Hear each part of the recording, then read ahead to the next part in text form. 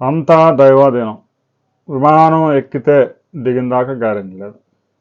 ముఖ్యంగా భారతదేశంలో విమానయాన రంగం వేగంగా వృద్ధి చెందుతున్న 2-3 రంగాల్లో విమానయాన రంగం కూడా ఉంది. ఐటీ రంగం ఎప్పుడైతే భారతదేశంలో ఐటీ ఎక్స్పోర్ట్స్ ప్రతి సంవత్సరం 42 లక్షల కోట్ల రూపాయలు దాటిపోయాయో అప్పటి నుంచి ఐటీ ఉద్యోగులు పెద్ద ఎత్తున విమానాల్లో తిరుగుతూ ఉన్నారు. ఆ ప్రభావం వారి కుటుంబ సభ్యులు కానీ విదేశాలకు వెళ్ళడం, దేశీయ విమానయానం పెరిగిపోయింది. అయితే భారతదేశంలో 80% సర్వీసులు ఇండిగో, ఒక 10% ఎయిర్ ఇండియా, మిగతాది ఆకాశ్ ఎయిర్లైన్స్, చిన్న చిన్న 2-3 ఎయిర్లైన్స్ అందిస్తూ ఉన్నాయి. అయితే భారత ప్రభుత్వానికి చెందిన ఎయిర్ ఇండియాని ఇటీవల కాలంలో టాటా సంస్థకు అప్పగించారు. ఎందుకంటే నష్టాలు ఊబిలో కూరుకుపోయింది. ప్రభుత్వ రంగ సంస్థలంటే దాంట్లో పనితీరు ఎలాగుంటుందో మనందరికీ తెలుసు. తాజాగా స్టాండింగ్ కమిటీ 2025 జనవరి నుంచి విమానాల్లో సాంకేతిక లోపాలు, ప్రమాదాలకు సంబంధించి ఒక రిపోర్ట్ను తయారు చేసింది.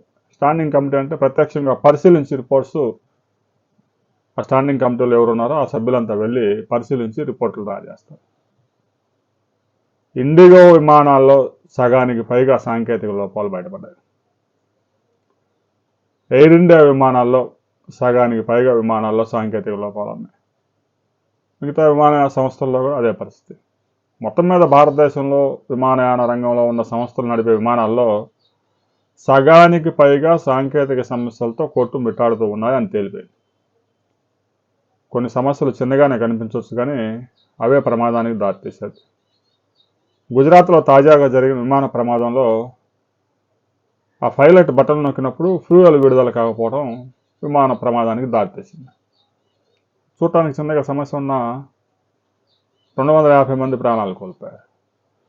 ఒక్కోసారి పైలట్ ల్యాండింగ్ చేసేటప్పుడు ఏదైతే ఆ ఫ్రంట్ సైడ్ ఉండే వీల్స్ ఉంటాయో అవి ఓపెన్ కావు.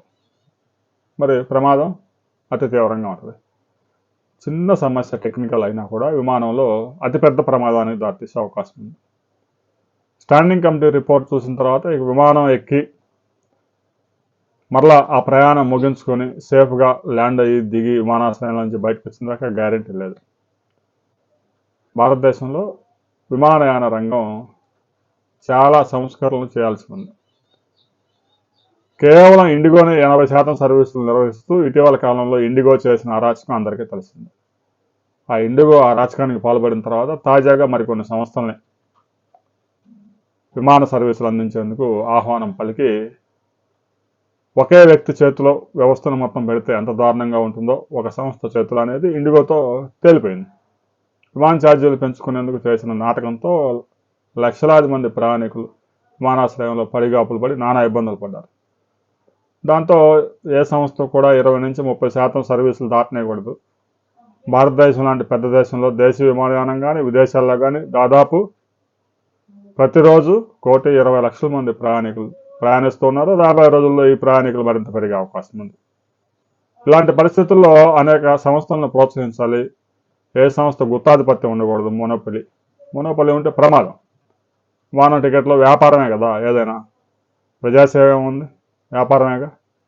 10,000 ఉండే టికెట్ని ప్రజల అవసరాలను గుర్తించి ఇంకా ప్రజల అవసరాలు అంటే అలా షార్టేజ్ క్రియేట్ చేసి ఒక్కో టికెట్ 2 లక్షల రూపాయలకు అమ్ముకునే ప్రయత్నాలు చేశారు. దీన్ని కేంద్ర ప్రభుత్వం తిప్పికొట్టింది. రాబోయే రోజుల్లో ఈ విమాన ప్రమాదాలకు సంబంధించి కేంద్రం ఎలాంటి నిర్ణయం తీసుకోబోతా ఉంది. కేంద్రం కనుక సీరియస్గా యాక్షన్ తీసుకోకపోతే విమానాల్లో ప్రయాణించే సామాన్యులు కానీ విఐపీలు కానీ ఎవరి ప్రాణాలైనా గాల్లో కలిసిపోయే ప్రమాదం.